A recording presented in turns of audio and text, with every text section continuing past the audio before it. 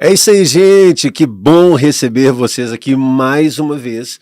E agora nós estamos iniciando mais um podcast aqui do Ideia Map. E hoje eu já quero falar para vocês que o negócio aqui vai ser tremendo, vai ser muito bom. Então fica ligado, não perca nem um minuto. E para a gente já acelerar aqui, já quero apresentar quem vai direcionar isso aqui comigo, minha amiga Carolina. Oi, gente, que bom estar aqui com vocês mais uma vez. Mais um podcast que vai ser bombástico. Fica aí que você vai ver. É isso aí, vai ser muito bom esse podcast. E olha, esse podcast, ele ficou muito bacana porque nós estamos trazendo perguntas que vocês mandaram para a gente aqui. E os nossos convidados, eles vão trabalhar em cima desse tema, que é um tema muito polêmico, muito legal, e já já nós vamos revelar. Primeiro eu vou apresentar aqui os convidados que nós temos, e vamos começar aqui pelo nosso irmão, que hoje está nos prestigiando, é um prazer recebê-lo aqui. Com vocês, quero apresentar o nosso irmão Daniel, na realidade, ele que é bacharel em teologia pela PUC, membro da Assembleia de Deus. Deixa a salvação para a gente aqui, pastor, por favor. É um prazer estar aqui. Olá para todo mundo que está nos vendo nesse podcast, é uma alegria muito grande. Vamos ver o que vai acontecer aqui, né? O coração tá mil. Não, vai ser bênção, vai ser bênção.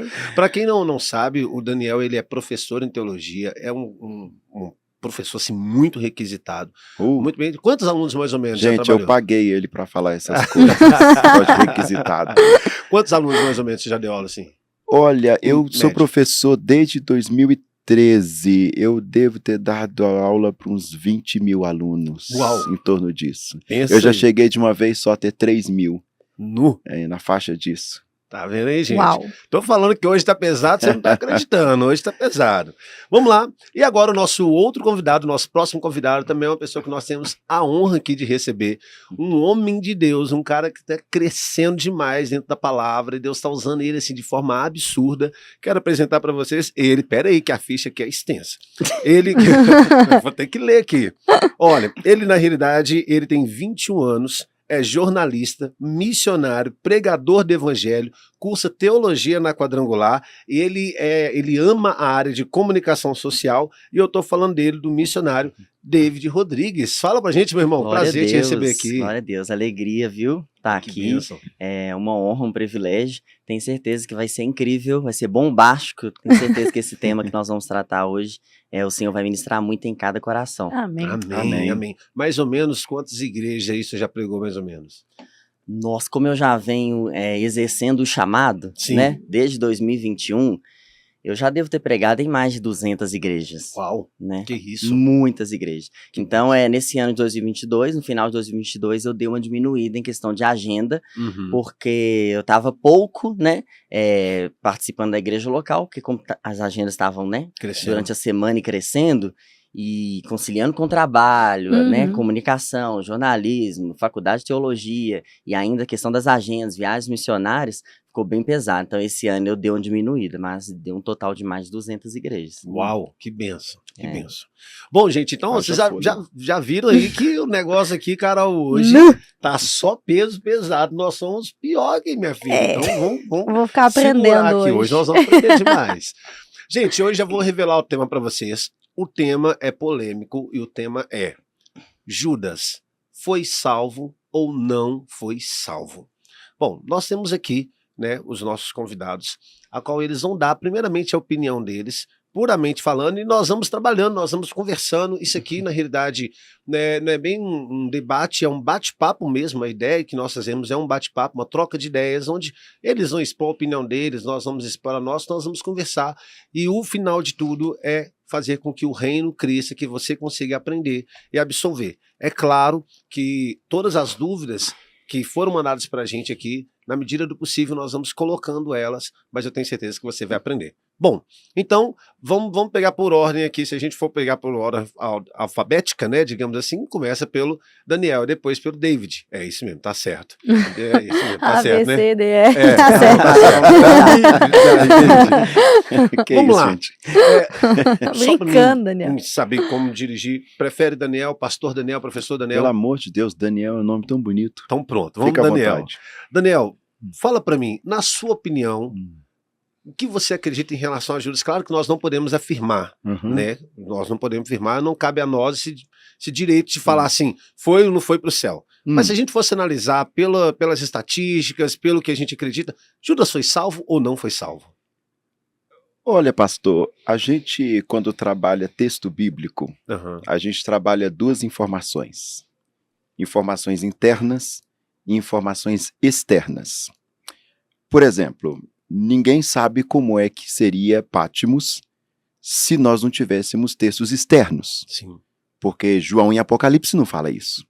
Então a gente trabalha o que está no texto e o que está externo ao texto, que são os documentos históricos. Não há, no assunto de salvação, ter como dizer que sim e nem que não.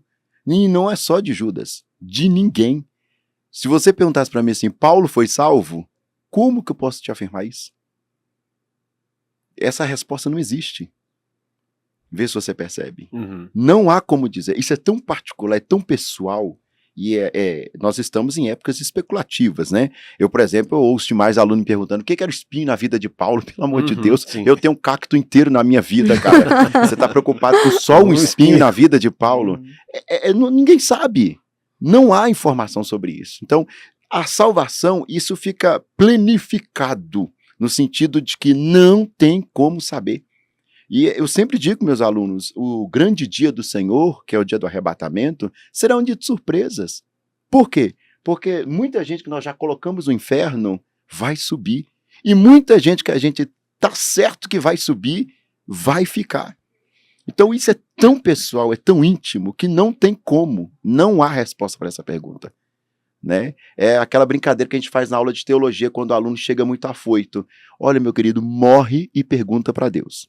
E por favor, não volte para contar, porque isso aqui não é espiritismo, a gente não acredita nessas coisas, não tem condição. Então, essa pergunta, infelizmente, ela fica no sonoro, porque não tem resposta. Entendi. Não tem resposta. Tá. Agora, é claro que o grande segredo dessa pergunta é o que está por trás dela. Por que a gente está fazendo essas perguntas?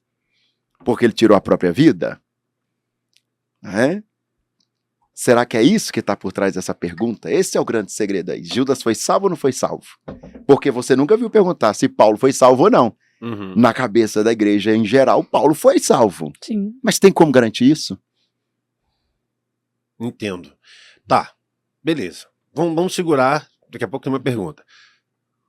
Missionário David, o que você acha em relação a isso? Qual a sua opinião dentro disso? Claro, torna a dizer, nós não podemos afirmar quem vai ou quem não vai ser salvo. Exatamente. Né? Como o pastor Daniel falou, não tem como a gente afirmar isso. Mas dentro do que você acredita? Olha, é um assunto bem polêmico, né? Cada um tem um viés, um pensamento.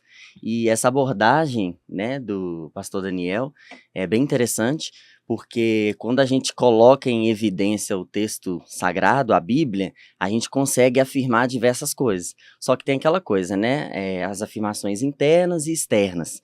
Só que dentro do que nós, né, eu acredito que a gente vai trabalhar hoje, conversar e discutir, debater, gira em torno de textos bíblicos evidentes a nós. Então, quando se diz respeito a Judas, foi salvo ou não salvo, eu tenho um posicionamento. Na minha percepção, não.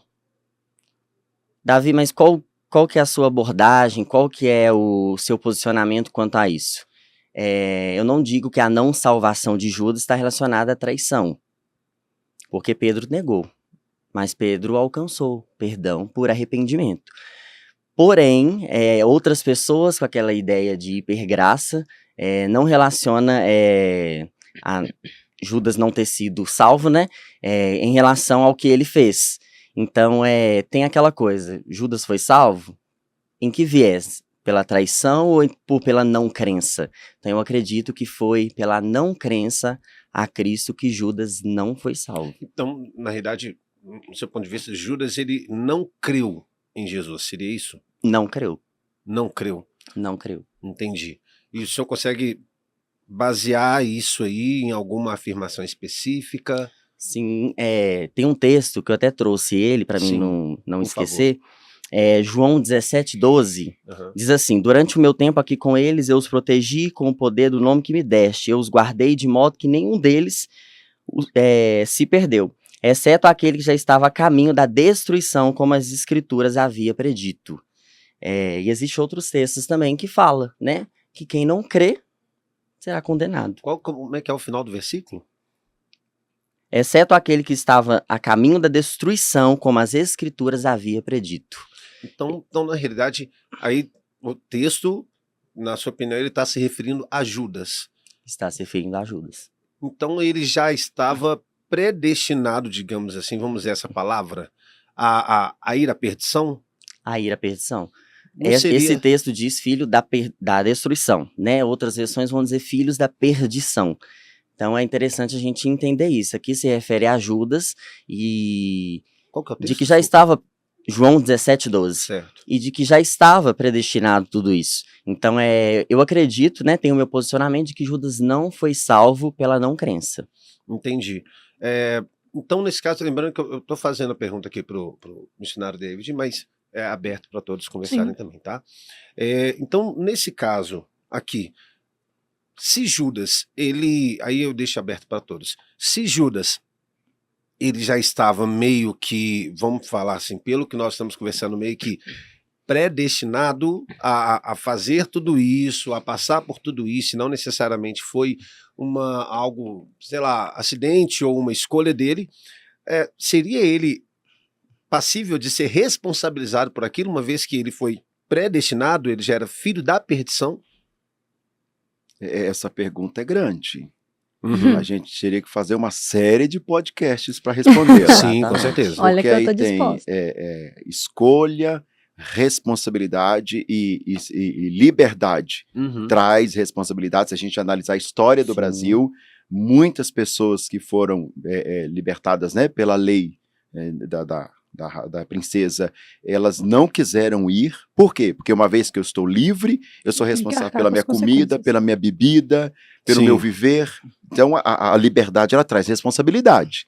A gente sabe disso, né? Historicamente falando, muitas pessoas rejeitaram a liberdade e traz responsabilidade. Agora, dentro do contexto desse negócio de predestinar, eu acho isso um pouco conturbado pelo fato de que eu imputaria injustiça a Deus. Né? Eu, Daniel, eu não diria que Judas seria um predestinado a trair o Senhor, a ter, vou usar uma expressão bem forte, a um destino tão em desgraça. Agora, será que eu sou mais misericordioso do que Deus? Porque eu, enquanto ser humano, não faria isso com ele. Isso é muito sério. Né? Predestinar é complexo. A gente, quando trabalha textos bíblicos, a gente trabalha a extração. Por isso, exegese, né? Uhum. Sai de dentro para fora. E não há como responder. É claro que há uma série de coisas, e aí a gente entra naquela falazinha que eu adoro cortar aluno em sala de aula quando ele começa com isso. Não, professor, mas dá a entender que surge um monte de seita por aí. Exato. Dá a entender que surge das mais variadas bizarrices. E a gente não precisa nem, né, começar a elencar aqui o que está por aí acontecendo, porque é brincadeira. Né? Então, eu não posso ficar nisso. Não podemos dizer que ele seria predestinado a isso, porque seria o mesmo que dizer que Eva também seria predestinada a comer do fruto, uma vez que antes do haja luz, houve o haja cruz. E para haver cruz tem que haver perdão. Para haver perdão tem que ter alguém para ser perdoado. Então Eva também foi predestinada? Mas no caso, então, Então Daniel, esse assunto é complexo. sim, mas como Se a gente explica, entrar então, por aí. como explicaria esse versículo, então, que o missionário David trouxe pra gente? Olha, quando ele falou assim, ele, né? Repete, por Sim, favor, só o final para eu pegar as últimas palavras. Afinal, exceto que estava a caminho da destruição, como as Exceto- escrituras havia predito. Exceto o que estava. O que é o que estava? Isso não é abstrato, não? Mas- Dentro do contexto, porque a gente não pode analisar versículo isolado, né? Sim. Há uma máxima na exegese que diz: versículo isolado não fundamenta a doutrina. Perigo. Né? Ele tem que estar dentro de um contexto, e todo texto fora de um contexto gera pretexto. Né? E isso é perigoso, porque a gente Sim. cai num abismo de interpretações que não tem nada a ver com o assunto. E até mesmo um livro todo tem que estar dentro da Sagrada Escritura, para ele não fugir da doutrina. Eu vou dar um exemplo para vocês que é o perigo de nós estudarmos um livro isolado. Se você estudar o Evangelho de João sozinho, a respeito da Trindade Santíssima, você vai ver que há uma confusão na cabeça de João com relação ao Espírito Santo. Uhum. João não tem na cabeça dele organizada a pessoa do Espírito Santo. Na cabeça dele, se você analisar o texto exegeticamente, o Evangelho de João, o Espírito Santo nada mais é do que a presença física, a presença espiritual do Cristo físico que subiu. Vê se você percebe, um livro inteiro. Então é muito perigoso isso. Né? Haja vista que Gênesis de 1 a 11 e o Evangelho de João é a maior fonte de heresia da história da igreja. É dali que saem todas as bizarrices que a gente encontra por aí. Então, quando você analisa só o Evangelho de João, você vê que há uma confusão acontecendo ali. Ele não compreende o Espírito Santo. Aliás, se você analisar Atos Apóstolos, aquela igreja iniciante não compreendia o Espírito Santo. Paulo chega em determinados lugares, vocês já receberam o Espírito Santo? E eles começam a perguntar, mas eu nem sabia que tinha um Espírito Santo. De onde você tirou esse Espírito Santo? Né? Então, essas coisas são muito perigosas. A doutrina ela deve ser analisada à luz da Escritura, de uma forma geral. E aí cai por terra essas mentalidades de predestinação, de uma pessoa necessariamente ser uma pessoa. É como se Deus trabalhasse a questão da linguagem da nova era, né, de destino. Sim. É o seu destino ser isso. É o seu destino ser Judas. Será mesmo que funciona assim? Porque a grande doutrina da Escritura com relação tanto à bênção quanto à maldição é o pecado está à porta. Eu abro ou não abro?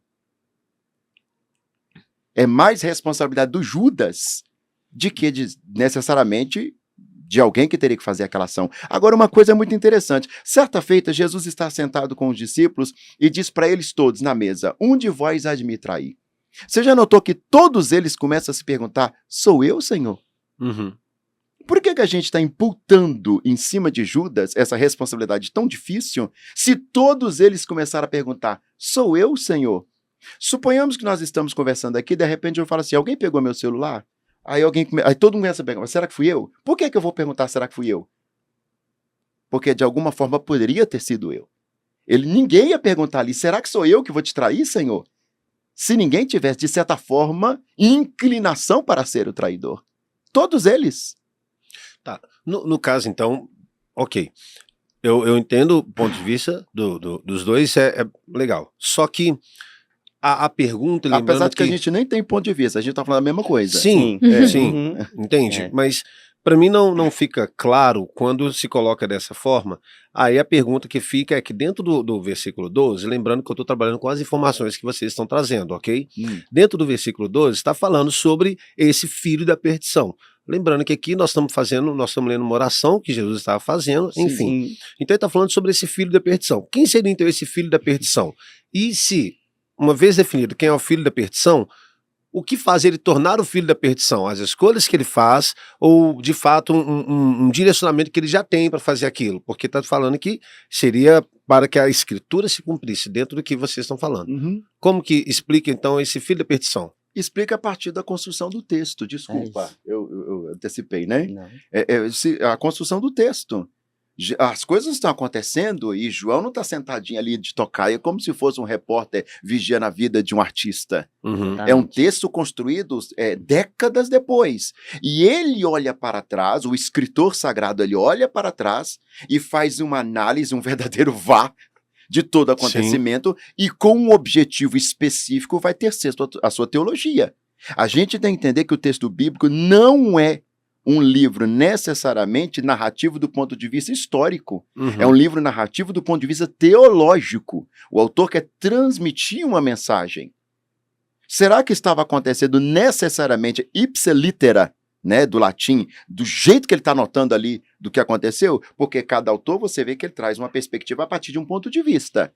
Às vezes, num rápido olhar, você percebe que está até uma contradição leve ali. Quando você lê João, o Espírito é dado na cruz. Para João, o Espírito é dado na cruz. Porque o João é o único que diz que de Jesus saiu sangue e água. A água no Evangelho de João é a simbologia do Espírito Santo. Ele dá água para a mulher samaritana, ele dá água nas bodas de Caná, ele vai tirar o homem da água parada, que é a falsa religião, e ele dá água na cruz. Saiu de Jesus vida e Espírito, sangue e água. Para Lucas, que é outro teólogo, ele vai dizer o quê? Peraí. Não, o Espírito Santo é dado no Pentecoste. Mas, afinal de contas, o Espírito Santo é dado aonde? Na cruz ou no Pentecoste? Se você olha de forma rápida, há uma contradição, mas não há. Não há. O que está acontecendo ali é que não é uma narrativa a partir de um jornalismo. Ele aqui sabe melhor do que eu, você fica vigiando o fato ali para Sim. transmitir o fato e ser de verdade mais perto do real possível para transmitir credibilidade. A intenção do autor ali não é jornalística, a intenção do autor é teológica. Né? Ele tem um grupo. Quando você tira, por exemplo, o que Lucas fala de Maria, o Mateus jamais falaria.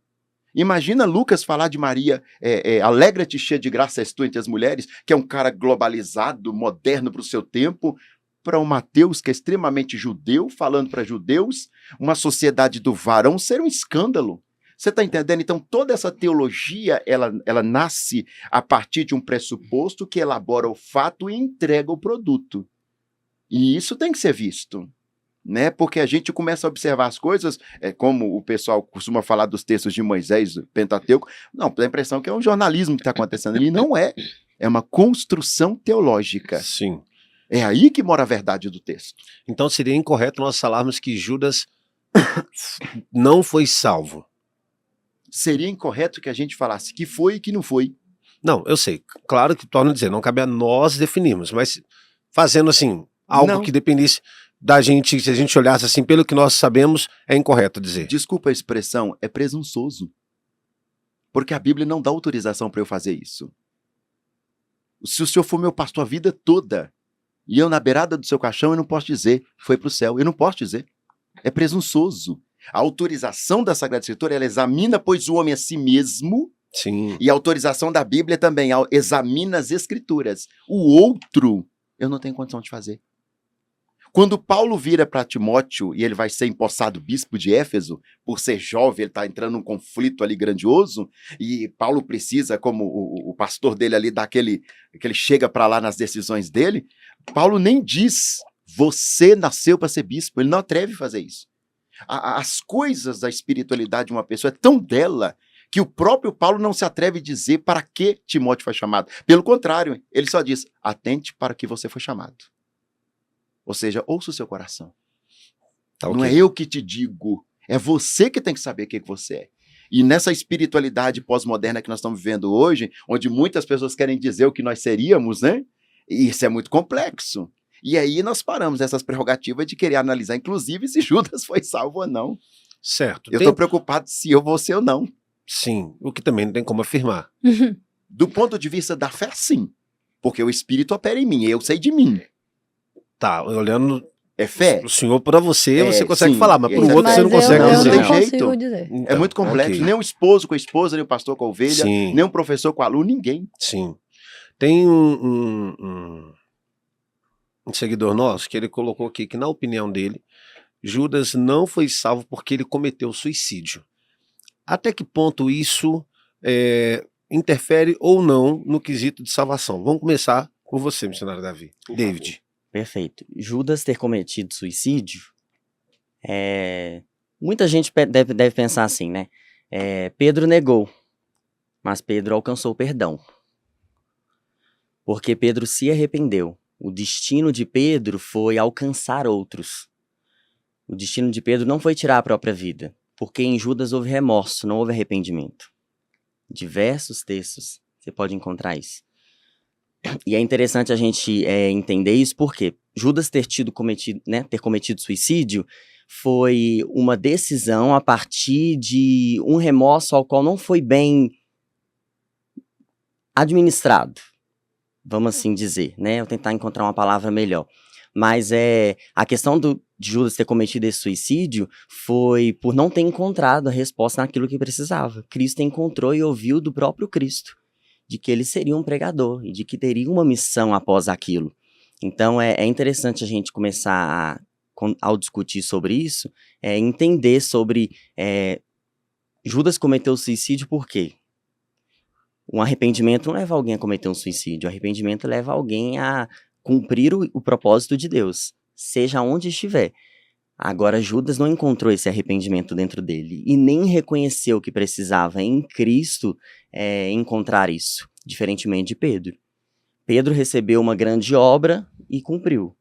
e deixou um legado. Judas não, terminou em morte. Por quê? Porque não encontrou em Cristo aquilo que os outros apóstolos encontraram, né? De forma bem direcionada. Eu acredito que o destino dele foi ter cometido suicídio porque ele viveu durante muito tempo uma vida sem propósito. Por quê? Não cria totalmente. Estava, mas não se envolvia. Estar é diferente de se envolver. É a mesma coisa de estou no culto. Tem outras pessoas que estão, mas estão envolvidas, recebeu as palavras de Cristo, não só entrou nas casas que Cristo entrava, mas recebeu o que Cristo ministrava, como os outros apóstolos. Então tudo isso foi gerando, até ele tomar essa decisão de ter cometido suicídio. Então é bem processual, é muito processual a gente entender isso. Por que o destino dele foi ter cometido suicídio?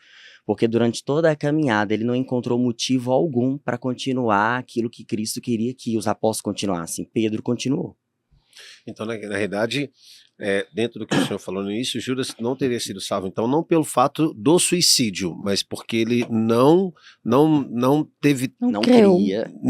creu em Cristo, em momento algum. Sim, não creu em Cristo em momento algum. Tanto que tem, eu até fiz uma anotação, e Marcos 16, Sim. né, mostra pra gente, né, muitas pessoas têm esse viés de hipergraça, que relaciona, né, a salvação ao pecado cometido. Só para falar, porque já é a segunda vez que o senhor cita o hipergraça, e às vezes tem uma pessoa que está vendo agora e não faz ideia do que seja hipergraça. O senhor pode definir para a gente o que seria novo, né? praticamente novo. O senhor pode definir para a gente o que é hipergraça, do seu ponto de vista? Sim, de forma bem resumida e explícita, né? Sim. A hipergraça, ela coloca o homem como total justo. O homem é total digno, o homem é total justo. Então, a hipergraça, ela relaciona, né, a salvação também ao pecado que a pessoa comete. Então, todos nós temos direito, todos nós... Sim, mas a hipergraça, ela traz essa falta de necessidade de ir até Deus, de buscar a Deus, se relacionar a Deus. Então, essa visão da hipergraça... Né? A hipergraça coloca o homem como a autorresposta. Coloca o homem como eu sou. Tudo por causa do homem. Consigo, é tudo por causa do homem. Agora, a graça real, a graça de Cristo mesmo, ela é favor imerecido. Eu costumo dizer que a graça, ela é total habilidade de permanecer na presença de Deus, sem nenhum sentimento de medo, culpa ou inferioridade. Sim. Como se o pecado nunca tivesse existido. Graça é diferente dessa hipergraça que eles andam pregando. E essa hipergraça, o homem não é o centro. Ela não permite à pessoa uma transformação. Não. Né? Deus fez tanto por mim, Ele quer fazer tanto por mim que eu posso continuar do jeito que eu tô, que tá tudo bem. Não existe a tá santificação dentro da igreja. Usam a graça como mola propulsora. Ele sempre vai investir em mim. É como se Deus precisasse de mim. E é complexo isso. É tipo assim, se eu tenho a graça, eu posso continuar pecando. É tipo a habilidade para eu continuar pecando. Desculpa, né? Desculpa. Deus já levou sobre... Deus já levou todos os pecados. Spurgeon fala uma frase que eu adoro. Desculpas é o berço que Satanás usa para te ninar. Pronto, falou tudo. Aplausos, Spurgeon. Spurgeon é top, né? Demais. É o berço. E a gente gosta dessas desculpas, né? Falar a gente assim no sentido abstrato. Vai desculpando. Porque Deus me quer. Porque Deus... Será mesmo? Será porque é assim que funciona? Será que eu sou tão necessário assim? Né? Quando a pessoa vira na aula de cristologia e pergunta para mim, mas como que Jesus pode ser totalmente homem, né, na sua natureza? Ele é totalmente Deus, totalmente homem. Mas quando pega na parte totalmente homem, o aluno buga e pergunta, como é que ele pode ser totalmente homem se ele não pecou? Aí eu viro para ele, é porque você está analisando a humanidade de Cristo segundo a nossa. É a nossa humanidade que tem que ser analisada segundo a de Cristo. Ele não é humano como eu sou humano, ele é mais humano do que eu. E isso é muito interessante. Literalmente 100% né? A gente tem que sair do centro. É ele. É o hino de Paulo, né? Que o Diante do Trono canta tão lindamente, né? Porque dele, por ele, para ele, é ele, viu, gente? É ele. Isso dói em quem não entende principalmente o texto que fala, que ele cresça que eu diminua, né? E dói, dói muito, demais. Porque hoje em dia, muitos lugares, isso nem é válido. A vaidade aplaca na hora, né? Muitos lugares isso nem é válido, porque a ideia dentro das igrejas hoje é essa, eu faço, eu sou, eu posso, eu consigo, a hipergraça. Deveria ser que ele cresça e que eu suma.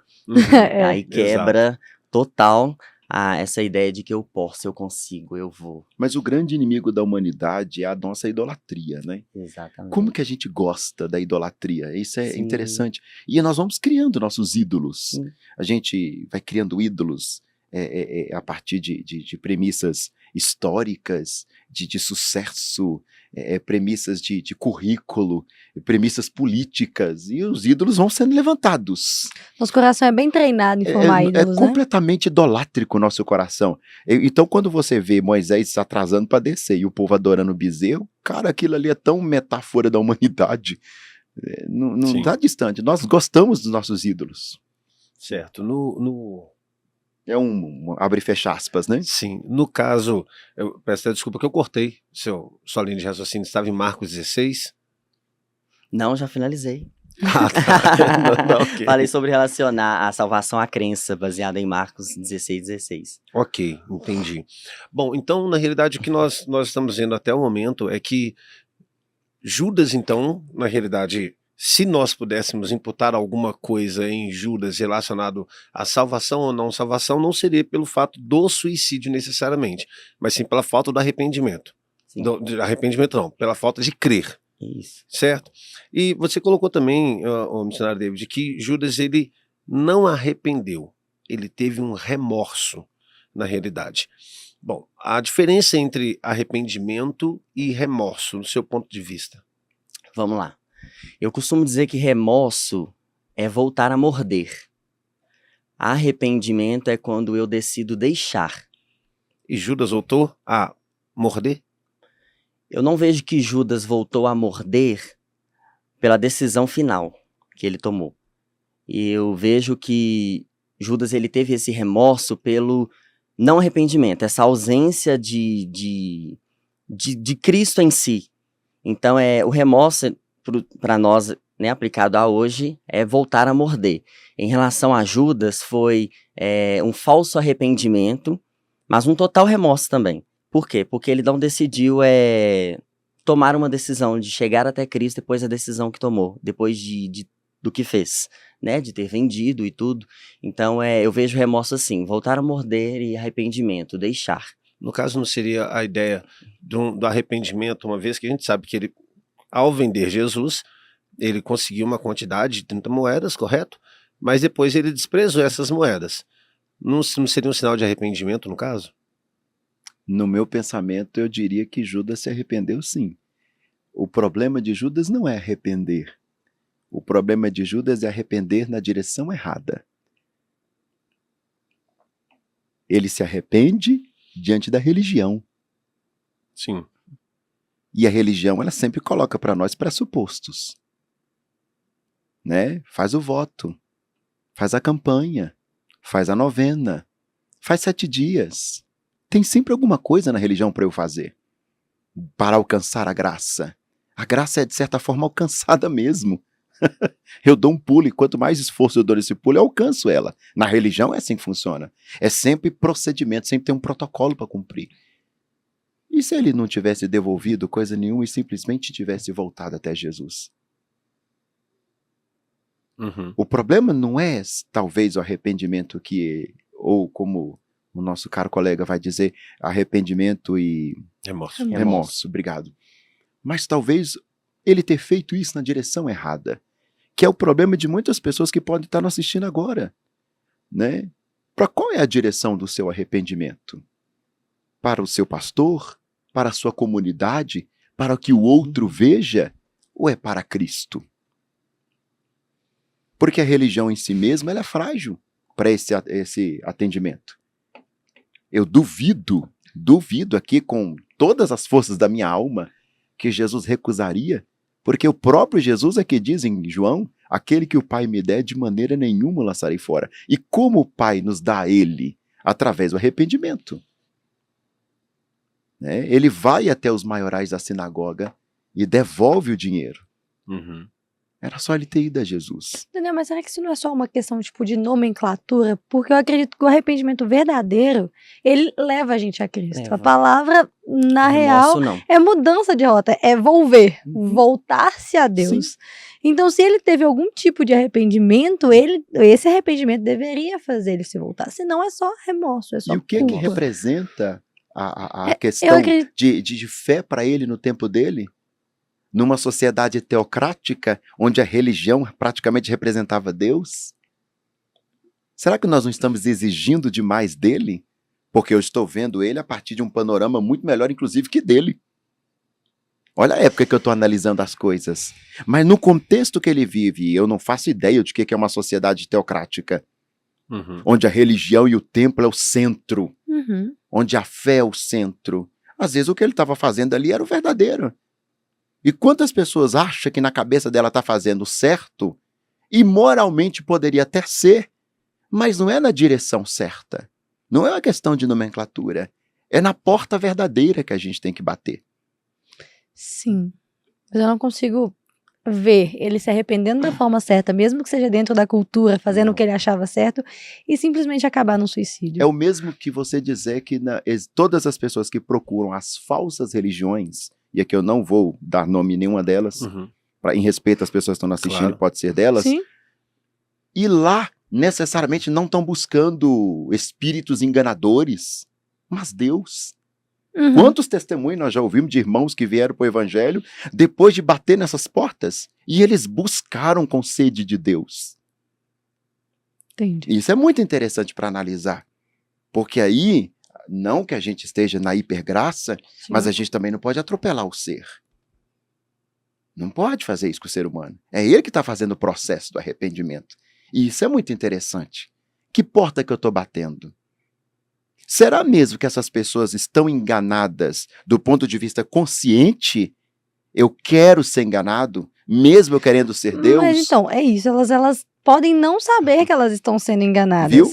Elas estão ali perdidas, achando que estão Uhum. buscando a Deus. É Mas isso Deus que eu não usa disse. de misericórdia para com elas. Não entendi? Mas Deus ainda assim não usa de misericórdia para com elas. Às vezes que nessas pessoas que a gente falou, essas igrejas que talvez não são tão corretas e tudo mais, mas eles estão ali buscando Deus. Deus ainda não usa de misericórdia?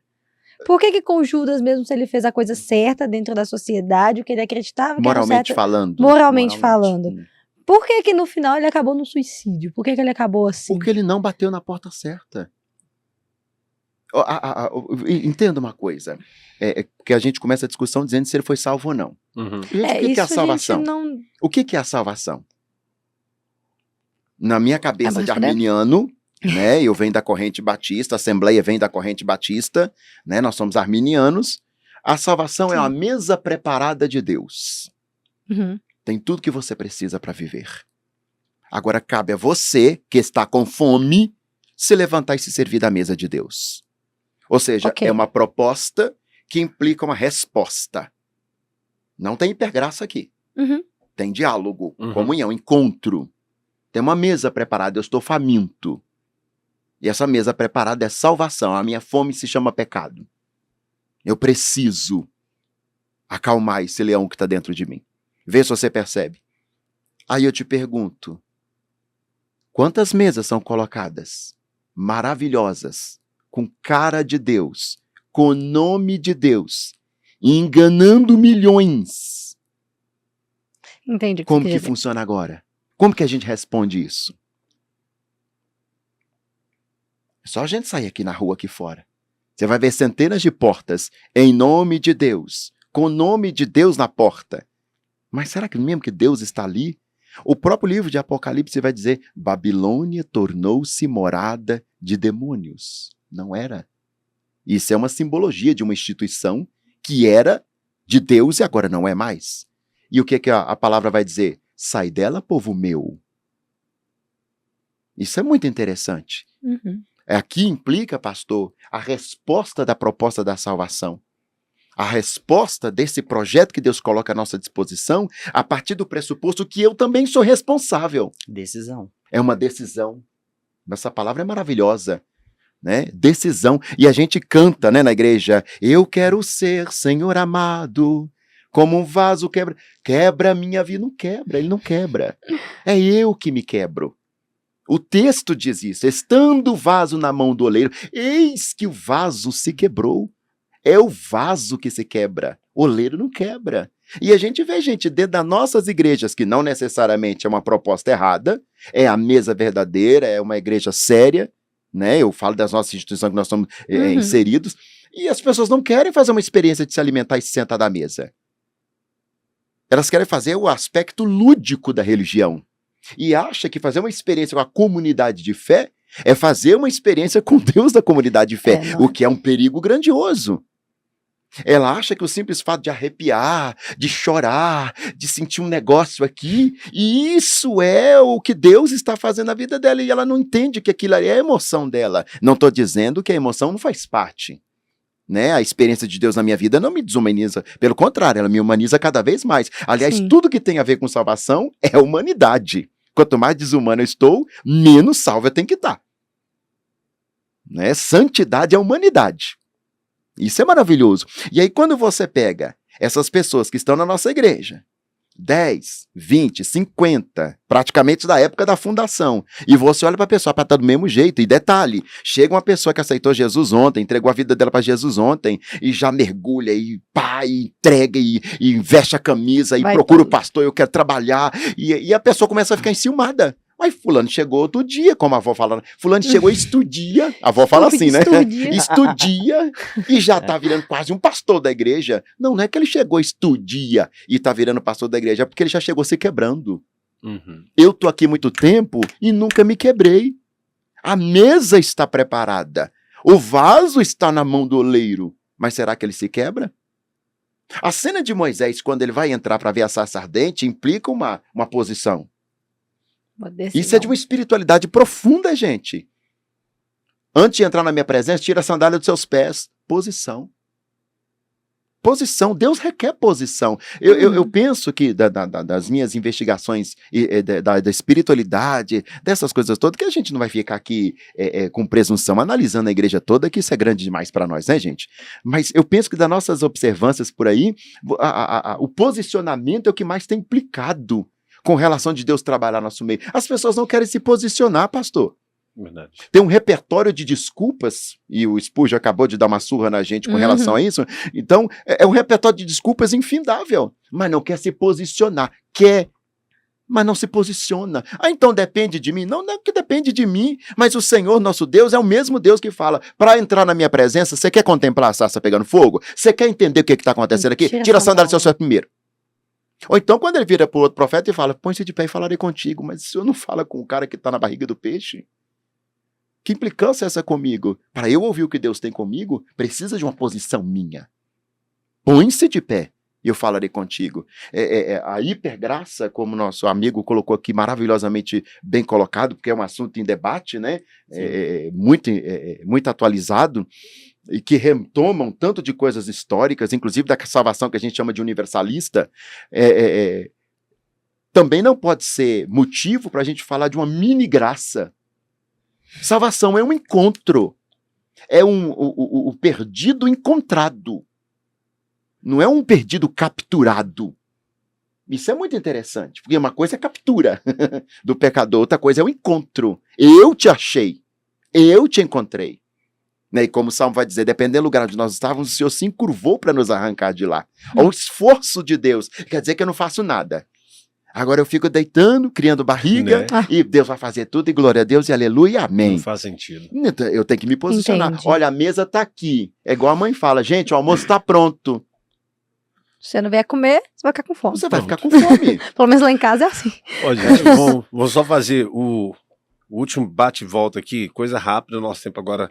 Já estamos chegando no finalzinho do nosso podcast. Passa rápido demais. Nossa. Gente, me assusta. Né? Assustou, acabou. Né? Bem rápido. Só para a gente olhar aqui a questão das perguntas. Uma pergunta foi colocada aqui, agora a resposta rapidinha. Uma pergunta foi colocada aqui para a gente, foi o seguinte. Teve um comentário que chegou, que a pessoa estava falando assim, ó, desse jeito. Falou, nós sabemos que na realidade o Judas ele foi para o inferno porque o suicídio faz com que a pessoa perca a salvação. Ah, aquela história de os suicidas não herdaram o reino dos céus. Fato ou não? Você vai? Então Pode fica à ir. vontade. Pode ir. Pode ir? Menos. Ô, gente, vamos analisar. Não dá pra fazer bate-volta com isso aí. Não dá. Não dá. Mas precisa, Não né? dá, a Precisa. galera tá Vira a polêmica. faca e Resumindo. nós espera eu sangrar, não tem 2 como. minutos. Assim, toma a Tá bomba bom, pra então você. eu vou tentar ser mais rápido. Gente, peraí, vou dar um exemplo. Eu tô na ponte, eu tomei a decisão, eu vou pular da ponte. Beleza, eu vou pular da ponte, pulei da ponte, decisão. Você garante que eu morri na hora que eu pulei? Não. Não, é claro que não. O que a gente está esquecendo aí é a ação do pecado. Tirar a própria vida é pecado, é autoassassinato, né? A gente vai falar Sim. de suicídio, né? Autoassassinato, Não matarás. né? autoassassinato. Não matarás e não se matarás, Justo. né? Então não matarás a qualquer um. Então, a ação é um pecado. Não pode. É pecado, pronto, isso não se discute. Agora, se você garante que eu morri na hora que eu tomei a decisão, é um outro negócio. E a gente esquece o versículo que diz: enquanto a vida é esperança, porque onde abundou o pecado, superabundou a graça. Tem gente que vai pro João 23, pra quem não tá assistindo, é um grande hospital pronto-socorro aqui de Belo Horizonte e não conhece. Toma um tiro na cabeça, o médico fala, pode preparar tudo que daqui ele não sai. A pessoa saiu e casou e viveu a vida e tá melhor do que nós. Sim. Então, enquanto o córtex cerebral estiver funcionando e a pessoa estiver raciocinando, ela pode evocar a graça de Deus. Se há 1/1000 de segundo para eu clamar pelo Senhor, mesmo diante de autoextermínio, né, da situação de autoextermínio, porque é uma decisão, o Senhor pode alcançar. Por que não? Sim. Bom, E aí que a gente não sim. pode chegar na beira do caixão e falou, suicida, tá no inferno, como é que eu sei? Exatamente. Não sei. Exatamente. Não dá. Bom, nós vamos fazer o seguinte, olha. O tempo é bem curto, bem curto. Meu Deus. Nós vamos fazer da seguinte forma. Queria ouvir o Davi mais. Eu também. Mas nós Davi vamos fazer Davis. assim, ó. Caso os convidados topem, nós já convidamos vocês para o próximo podcast. Vamos fazer uma coisa mais estendida. E aí nós até colocamos. Vamos fazer um tempo maior do que 1 hora. A gente Eu faz- acho que Bora. nossos Tô dentro, hein? assistentes vão ficar bastante É, provocados. né? Eu acho que vai ser. Isso A aqui foi gente só deixou um monte de esquenta. ponta solta. Exato, acho que vai ser interessante. Então, nesse momento, eu vou encerrar aqui agora, tá? Mas já fazendo para vocês aí, deixando esse convite para os nossos convidados. Inclusive, o Muito pessoal bom. já pode deixar perguntas pra gente já responder no próximo podcast. Exato. Quem sabe aí o próximo a gente faz uma coisa bem maior para a gente ter tempo de qualidade, para a gente ouvir os dois, que conteúdo eu sei que os dois têm demais da conta, o tempo que é pouco para tanto conteúdo. Então, eu quero agradecer aqui ao missionário David, muito obrigado pela sua participação. Grato Que Deus abençoe demais. você. Estou muito feliz. Tá? De verdade. Espero que você tope estar com a gente Ele novamente. vai certeza, topar, tô né? dentro. Vai ser bênção Vai demais. topar. Né? Quero agradecer também ao Daniel, muito obrigado Eu pela que sua agradeço. presença, que Deus abençoe muito também sua vida, obrigado Amém. demais. Obrigado. Agradecer também aos nossos patrocinadores, a Up Uniformes aí, porque eles são bênçãos demais na nossa vida e pode ser também na vida da sua empresa, da sua igreja. Liga para eles, pede seu uniforme e que Deus abençoe vocês. Muito obrigado, Carol, obrigado, parceira. Tamo Valeu junto. demais. Foi bom demais. Até o nosso próximo DMAP, Deus abençoe vocês. Fique ligado que o assunto continue. Deus abençoe, até mais. Tchau, tchau.